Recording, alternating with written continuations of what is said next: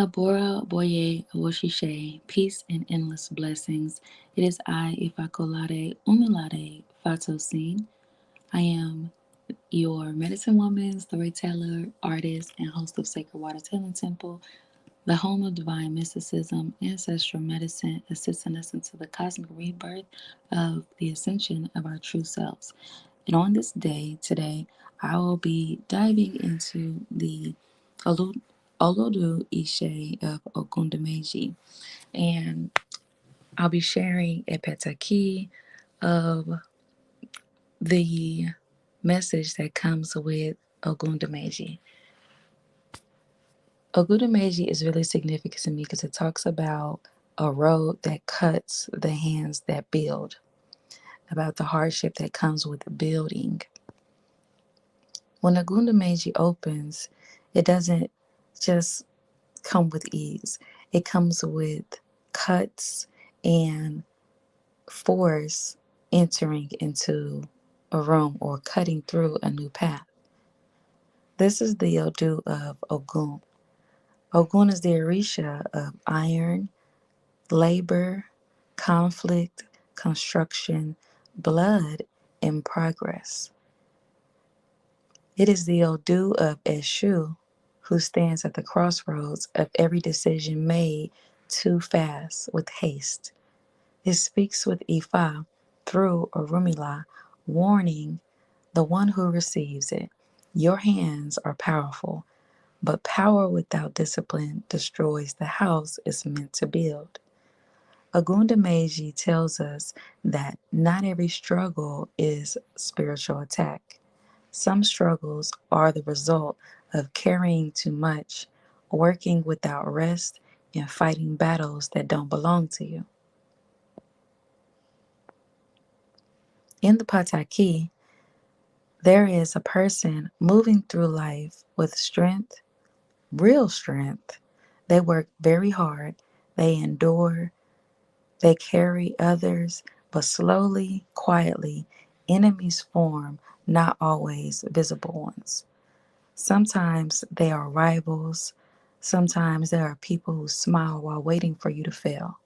Sometimes they carry obligations you never agreed to carry. Ifa speaks clearly. Beware of traitors. Beware of hidden hostility. Not everyone who walks beside you walks with clean hands. That is why Eshu must be fed, not because Eshu is chaos, but because Eshu governs consequences. And when offerings are ignored, consequences arrive uninvited. Ògunda Méjì warns of fighting, not just physical fighting, but verbal fighting, online fighting, emotional fighting, arguments that escalate, words that cut deeper than iron, disputes that spiral into lifelong fractures. This Odu says plainly, if you keep sharpening your tongue, eventually you'll cut something you cannot repair.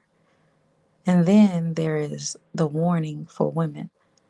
Ògunda Méjì points to situations where women may be exploited, overworked, undervalued, or spiritually drained. It says clearly, your path must be changed if the path is consuming you. Not every job is destiny. Not every relationship is loyalty. Not every sacrifice is required of you. If you stay where your spirit is being broken, destruction follows, not as a punishment, but as inevitably. This is why Obatala appears to restore clarity, peace, and mental balance. This is why offerings to calm, whiteness, and restraints are prescribed, because Ògunda Méjì moves fast, and speed without wisdom crashes. The Odu also speaks of wealth. Yes, Ògunda Méjì promises wealth. It says your hands will touch it, but it also says wealth does not come without sacrifice, and the sign of acceptance is not immediate praise. It is patience, It is time. It is the moment when the vulture arrives, not as something ugly, but as a sacred messenger that says, what was offered has been received. In modern times today, that vulture looks like a delayed success, quiet confirmation, something finally moving after a long silence. Ògunda Méjì also reminds us of legacy. Children may be many under this Odu. Ideas may multiply, but without protection, abundance becomes chaos. That is why Oya appears, rulers of storms, transitions, and ancestral gates. That is why rivers, movement, and release are prescribed, because stagnation under Ògunda Méjì invites disaster. And finally, Ifa tells us this: some people under Ògunda Méjì are overloaded, carrying family problems, community problems, spiritual problems that are not theirs to solve alone. This Odu says, put the load down before it crushes you.